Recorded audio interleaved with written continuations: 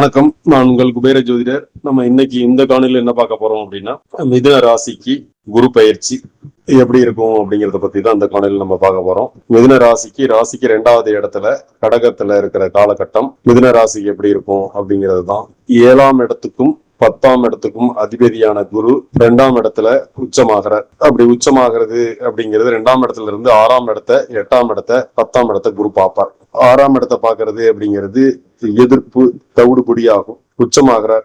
7க்குடையவர் 2ஆம் இடத்துல இருந்து 6ஆம் இடத்தை பார்த்துக்கிறது அப்படிங்கிறது எதிர்ப்பு, போட்டி, பொறாமை, பிரச்சனை இதெல்லாம் அடியோட அழியும், ஒளியும்.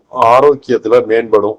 கௌரவம் நன்மையா இருக்கும். வேலைக்கு போறவங்களுக்கு நல்ல வேலை கிடைக்கும். நல்ல சம்பளத்துல வேலைக்கு போவாங்க. அது பொருளாதாரமும் மேம்படும். சம்பள உயர்வு கிடைக்கும். இதெல்லாம் 6ஆம் இடத்துல இருக்கக்கூடிய குரு பாக்குறதுனால பலன்.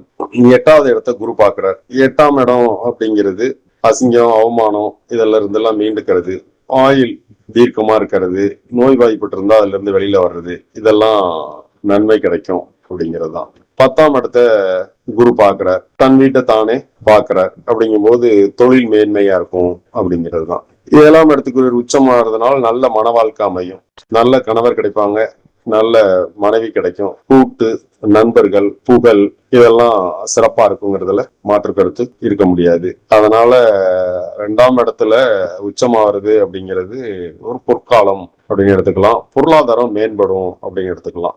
மாணவர்கள்லாம் ஆரம்ப கல்வி படிக்கிறவங்க எல்லாம் ரொம்ப சிறப்பா படிப்பாங்க அப்படிங்கிறது தான். பேச்சுல தெளிவு இருக்கும். 2ஆம் இடத்துல குரு உச்சமா இருக்கிறதுனால செல்வாக்கும் இருக்கும், சொல்வாக்கும் இருக்கும். சொல்ற சொல் பழிக்கும். செல்வாக்கு, அவங்க சொல்றது எல்லாரும் கேட்பாங்க மத்தவங்க அப்படிங்கிறது தான் அந்த குரு உச்சமா இருக்கிற காலகட்டம் அப்படின்னு இத எடுத்துக்கலாம். அதே டைம்ல சனீஸ்வரரை குரு பார்க்கிறார். அதுவும் சிறந்தது. 10ஆம் இடத்துல சனி இருக்கிறதும் சிறப்பு. அதுக்கு குரு பார்வை இருக்கிறதும் சிறப்பு. அதனால தொழில மேன்மை ஆக்கிவாங்க.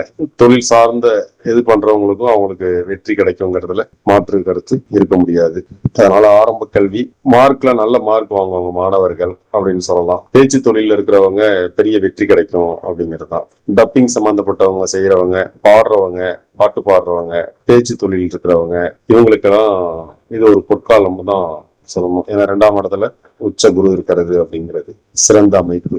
அதனால மிதுன ராசியை பொறுத்த வரைக்கும் இது ஒரு பொற்காலம் அப்படின்னு எடுத்துக்கலாம்.